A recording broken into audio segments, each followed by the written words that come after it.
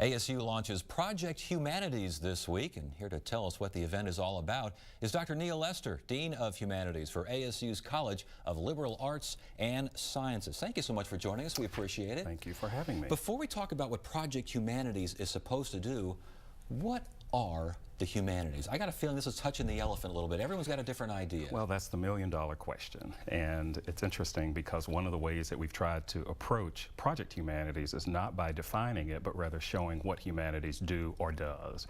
So it's bringing people together to recognize that there are more things that unite us than separate us. And it's all around ideas and the ways in which we try to make meaning of our existence. So things like arts, literature, the classics, liberal arts in general, that's all encompassing there? Well, it's all encompassing, but the problem with that is when you start with definitions, then definitions are by nature not static.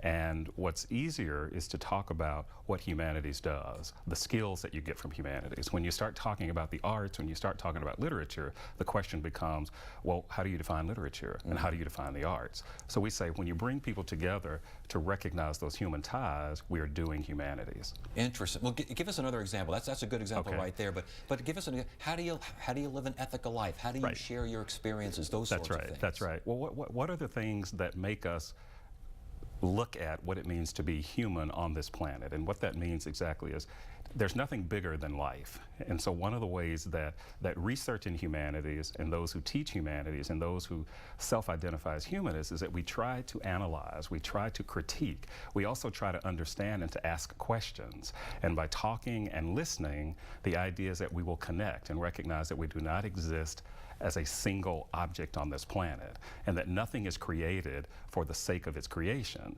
that on some level it needs to have some connection with the person who created it or the purpose of its creation. So how do you connect, though, with folks who don't want to be connected? And there's a lot of them out there, trust me. Well, part of what we try to do with Project Humanities is to say, this is about humanities every day and everyday humanities. So no one exists in a vacuum.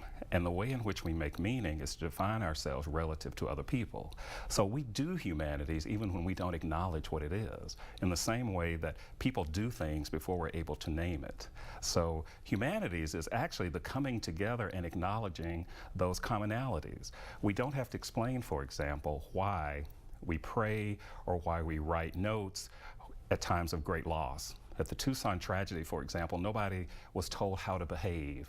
People responded because there was something that went beyond those things that divide us. What we're trying to look at are those in-between spaces so that we don't have to look for a 9/11 to make us realize that we are more alike than we are different.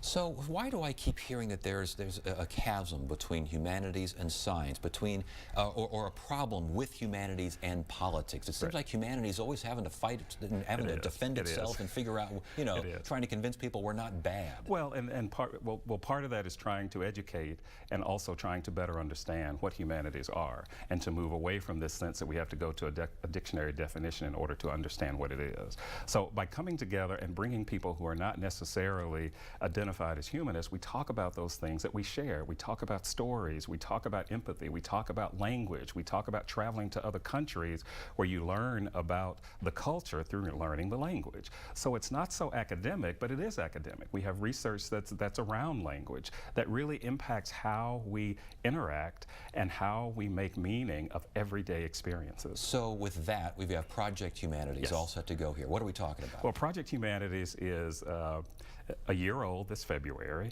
and it's really an ASU university-wide initiative that does exactly what we've tried to do in talking about humanities generally. Bring people across the campus, students, faculty, administrators, staff, together talking about an idea, thinking about an idea, talking, listening, and connecting, and recognizing that those experiences are just as important as jobs that we have. Interesting. Last question before we let you go now. Humanities' place in society. I'm sure this is kind of, again, will be talked about here at the Project Humanities. What is it? Well, it's like air. It's like air. We don't know it's there until we start losing it. And when we start recognizing moments of loss, when we start recognizing good experiences that we have from reading a book or seeing a play or seeing a movie and wanting to talk to somebody about it, that becomes humanities in action. Very good. Dr. Lesser, it's good to have you here. Thank you for joining us, and good luck with Project Humanities. Thank you very much. And that is it for now. I'm Ted Simons. Thank you so much for joining us. You have a great evening.